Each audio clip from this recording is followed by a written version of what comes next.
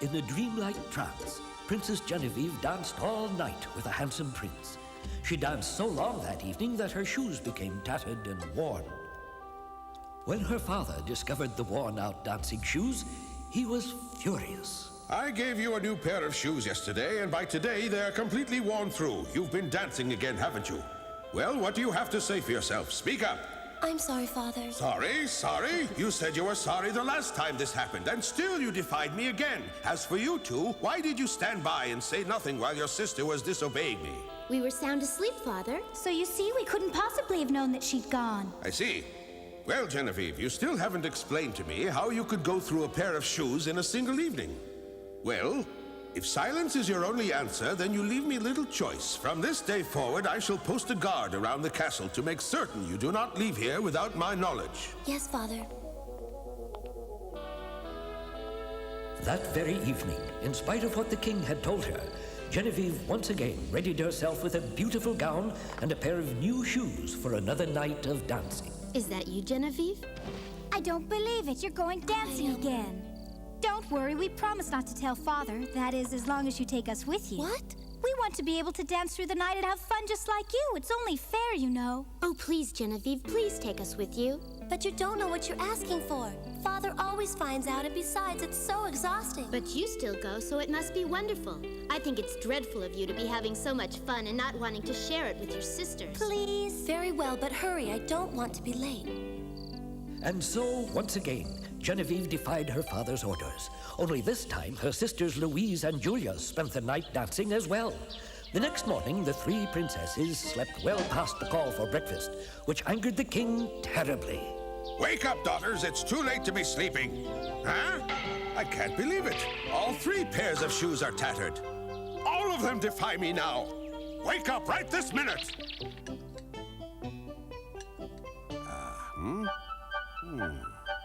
You three are awfully quiet this afternoon. What's the matter? Is the food not to your liking? You've hardly touched a bite. I don't have much of an appetite today. Neither do I, Father. It's not polite to yawn at the table. I'm so tired I can hardly stay awake. Enough is enough. I want one of you to tell me the truth. Where is it that you went dancing last night? We never left the castle, Father. You expect me to believe that? Oh, but I'm telling you the truth. Then you three won't mind if I lock the door to your bedroom every night from now on to make sure you don't go anywhere. Or do you find that too harsh? Not at all, Father. We don't mind. Then so be it. There. Now, since there's no way for you to leave your room, I expect all of you to get a good night's sleep tonight. Good night, Night, Father. Father. Good night. The three princesses were locked fast in their rooms. The door was heavy and the lock strong. There would be no leaving the castle this night. Just to be safe, the king himself guarded the key by wearing it on his wrist while he slept. The next morning, bright and early as promised, the king made his way to the locked bedroom to let the princesses out for the day, confident that he had solved the problem of his dancing daughters. Still asleep? I thought I told you girls to... What happened to your shoes? How could this be? They're completely worn out. But how could they have gotten out of this room to go dancing? The door was locked. Enough! I have a message from our beloved king. The royal princesses have a problem which worries the king, and he requires everyone's help. I'd be happy to help. Tell us what we can do. Each night, the princesses have been sneaking from the castle to go dancing. If any man in the kingdom can manage to find out where exactly the princesses go off to, he can marry the princess of his choice.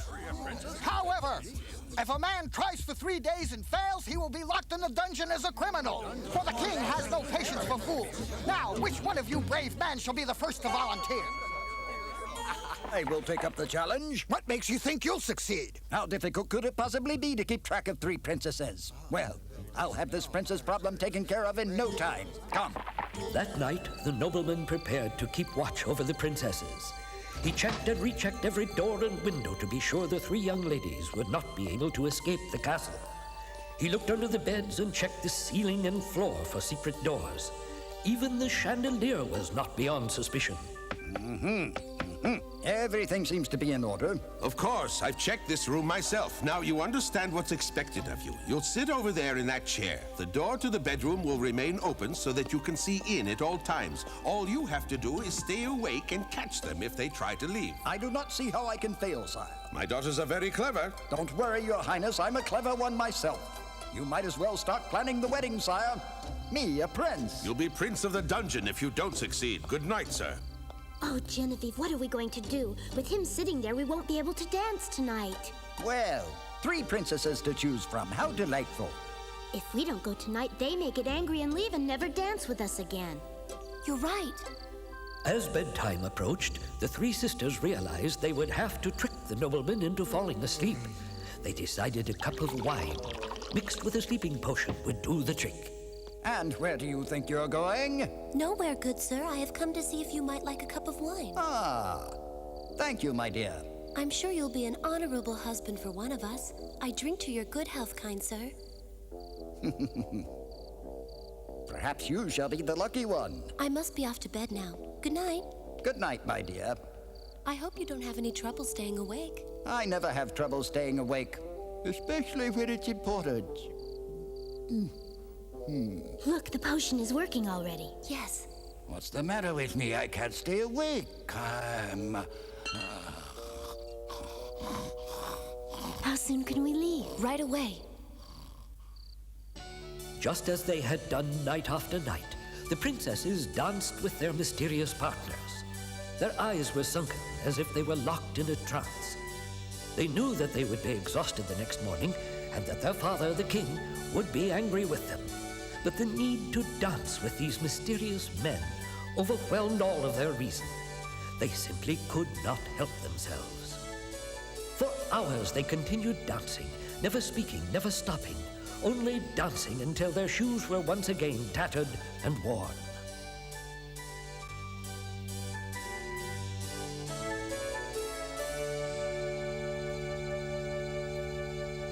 Sire!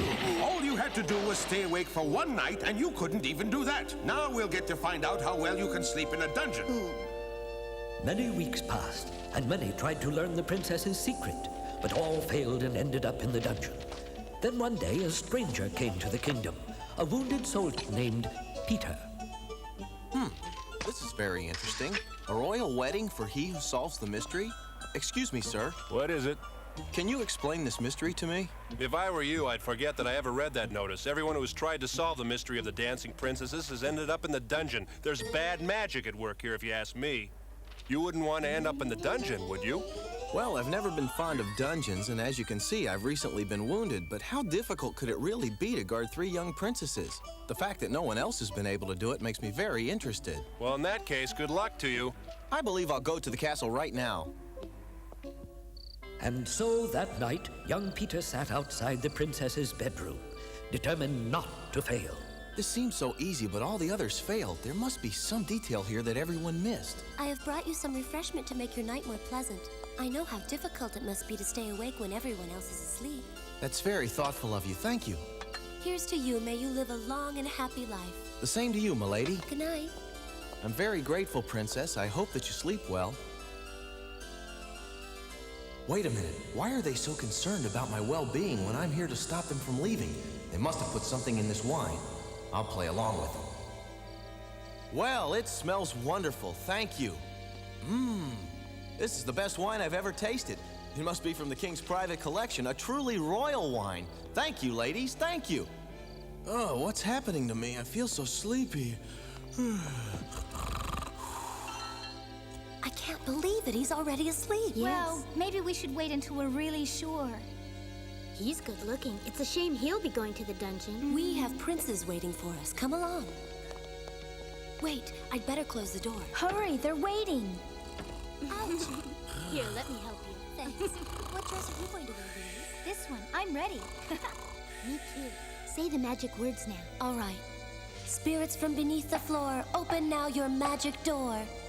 Suddenly a light appeared upon the floor and stretched across the room until it created a door which, when opened, revealed a stairway leading deep below the castle. Hurry now.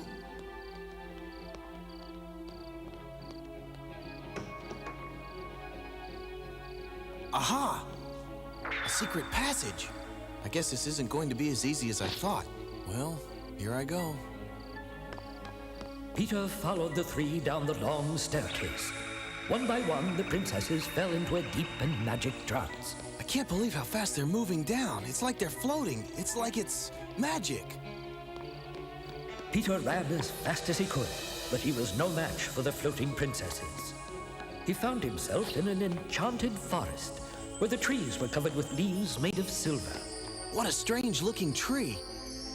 It's incredible. The leaves are pure silver. I'll take some back or the king will never believe me. Peter continued in pursuit of the princesses, this time into a grove of gold. First silver, now gold. The princesses continued their journey without stopping. Peter, running as fast as he could, managed to catch up with them as they were leaving the diamond forest. Now the leaves have turned to diamonds. Just outside the diamond forest was a moat. There awaited the three who had danced with the princesses before.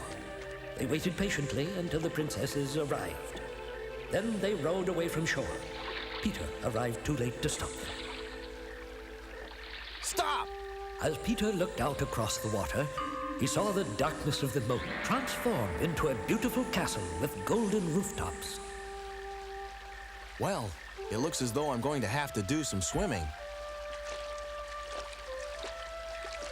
Whoa! That water's moving awfully fast. I guess I'll have to come up with another way to get to the castle. That cloak belongs to me. That's not fair. I want the cloak that makes things invisible. You can keep the shoes that will take you wherever you ask, but you can't have them both. They both belong to me, little man. Oh, yeah? Now I know how to get into the castle. Besides, you can have your pick of the princess's clothes. You know that tonight is the night that they'll become prisoners of their princes. Those three won't be needing their pretty dresses and jewels when they're scrubbing the castle floors. They're in danger. What can I do? I don't care about any dresses. I want the cloak. Of all the stubborn men I know, Hey, who's that? It's only me, gentlemen. Who are you? I've never seen you before. Me either. Who are you? I'm here to make the chains for the new princess prisoners. That's a likely story. Easy, friend. I'm not here to fight with you. I just happened to be passing by when I heard you two arguing. And you must be the master's new helper, the one who arrived only last week. Yes, my name is Peter. All right. But what is it that you want? Well, I've come up with a fair way to decide which one of you gets to keep the magic cloak and shoes. What is it? It's really very simple. All the two of you have to do is step 25 paces away from the cloak and shoes. Then, when I give you the signal, you race back to where the cloak and shoes are. Whoever gets there first gets to keep the prize. Don't you think that that's fair? Very fair. I'd be certain to win. What do you mean, certain to win? You couldn't beat me if you tried. Let's race. As you wish. Right. Ready?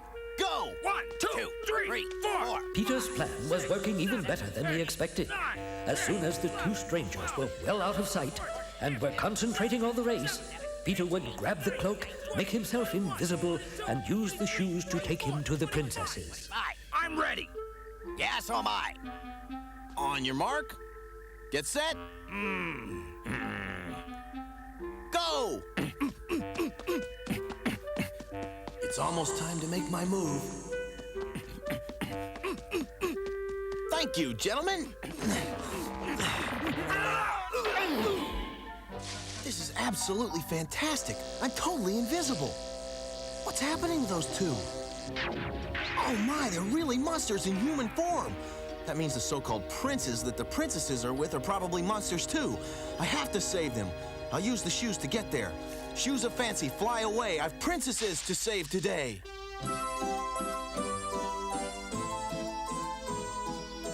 I'm so happy. And you should be happy always. I want you to stay with me, Genevieve, and dance with me forever. Will you stay? Yes, forever. As soon as the princess agreed to stay, she fell into an even deeper trance. Peter landed in the nearby garden and, still invisible, made his way to the ballroom. He watched as each of the princesses fell into deep trances, and their shoes became tattered and worn. Peter moved in even closer. Suddenly, he saw a terrible sight. They're horrible. The cloak not only made Peter invisible, but allowed him to see things as they really were. The dancers were indeed hideous monsters. They had caught Princess Genevieve and her sisters in their spell and were preparing to make them prisoners forever. Princess Genevieve, wake up! He's not a prince. None of them are princes. They're monsters. Wake up and look at them. You beasts, leave the princesses alone. Take me instead. Whoa. Listen, Shoes, I must get clear. Take me to the chandelier. Peter was immediately lifted high into the air, where he could cut the rope on which the chandelier hung. The sound of the crash shook the princesses out of their trances. Run, ladies, run! You can't escape. This should get their attention. Let me go!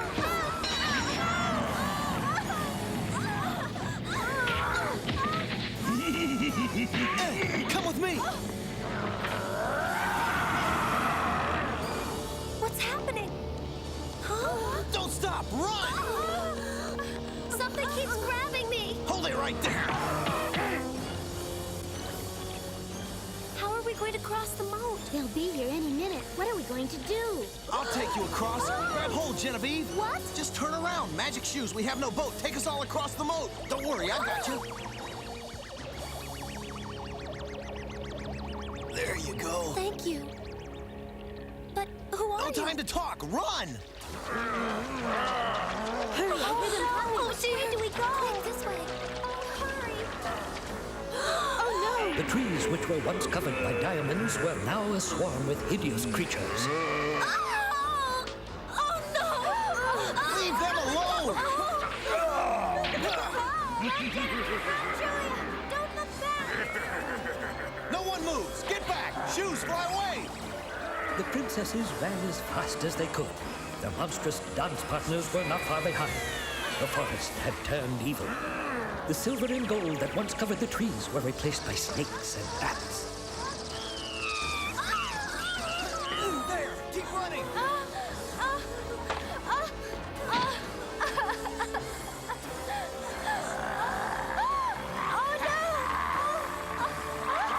Exhausted, the princesses finally reached the long staircase which led to their room.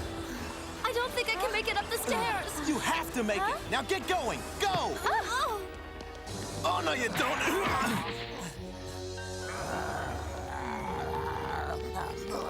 Take that. Oh, no, I'm losing the cloak. Hurry! Just a little farther. Get out. Don't wait for me. It's that young soldier. Huh?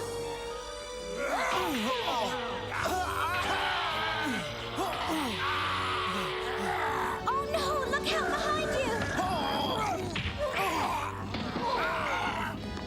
The stairs are sinking! Hurry! You'll never make it. Run for your life! Jump! Hold on, I'll help you. Get out of here. He's slipping! Help her, Louise.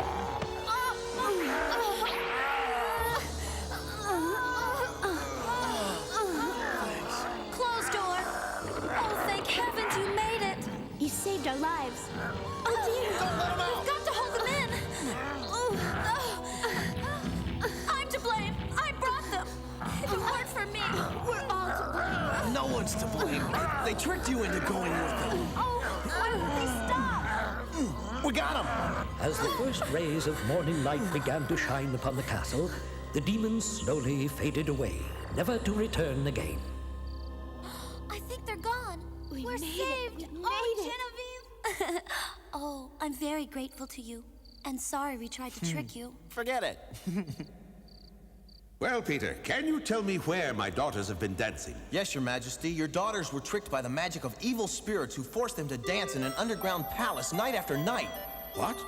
Do you have proof that this palace is real? I do, sire. I brought these for proof. They came from the forest outside the palace. Gold, silver, and diamonds. I can't believe it. Please, consider these my gift to you, Your Highness. It is I who should give to you. No, Your Highness, I wish only what was promised in your challenge, your daughter's hand in marriage, if Genevieve will have me. Well, Yes. Yes. Oh, yes. then you two shall be married. We'll have a big celebration, for I not only have my daughters back, but a fine and brave son-in-law as well. I'll even release the others who failed the challenge. Come, there is much to do. And so Peter and Genevieve were married in the most beautiful wedding the kingdom had ever known. The marriage became a long and happy one, full of joy, laughter, and of course, dancing.